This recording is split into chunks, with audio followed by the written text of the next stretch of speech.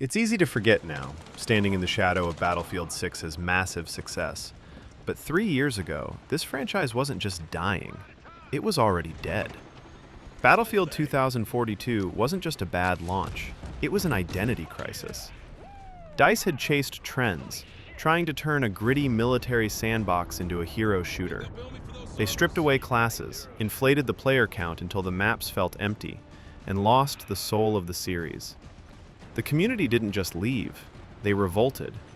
EA had two choices: put the franchise out of its misery, or call in the cleaner. They chose the latter. They called the man who created Call of Duty, the man who defied physics with Titanfall, the man who saved the Battle Royale genre with Apex Legends. When Zampella took over as head of Battlefield, the first thing he did was something most executives are terrified to do. He stopped innovating for the sake of innovation. He looked at the 128 player maps and said, "It's too big." He looked at the specialists and said, "It doesn't fit." In an interview with IGN back in 2024, he was blunt. He said, "The core Battlefield players know what they want. We need to earn their trust back." His strategy was radical simplicity. He killed the specialists. He brought back the 4 classes. He reduced the player count back to 64 for the core modes, realizing that density matters more than scale. He understood that Battlefield isn't about being a superhero. It's about being a cog in a war machine. He didn't try to make Battlefield into Call of Duty. He tried to make Battlefield into Battlefield 3. And that distinction is everything. But ideas are cheap. Execution is where Zampella was a titan.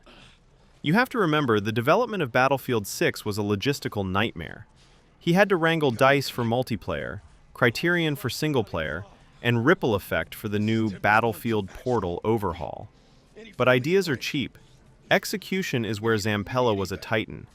You have to remember, the development of Battlefield 6 was a logistical nightmare. He had to wrangle DICE for multiplayer, Criterion for single-player, and Ripple Effect for the new Battlefield Portal overhaul. Under previous leadership, these studios operated in silos. Zampella smashed the walls down. He treated the studios like a squad. He installed the Battlefield Labs testing program, forcing the developers to play with the community a year before launch. He forced them to eat their own dog food. If a gun felt floaty, they fixed it. If a map had no cover, they added it. He brought a respawn entertainment mindset to DICE. Gameplay first, fun first, monetization second.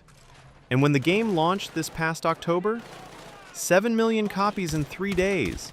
The biggest launch in franchise history. Not because of marketing hype, but because the game actually worked.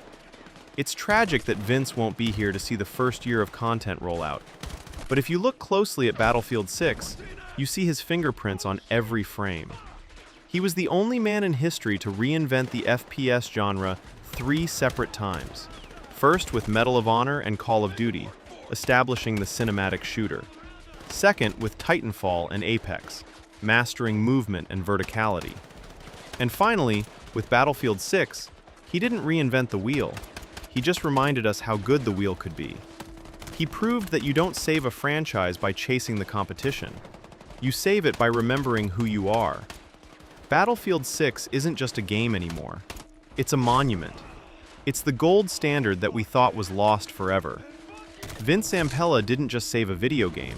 He restored a legacy. And in doing so, he cemented his own. See you on the battlefield, Vince, and thank you.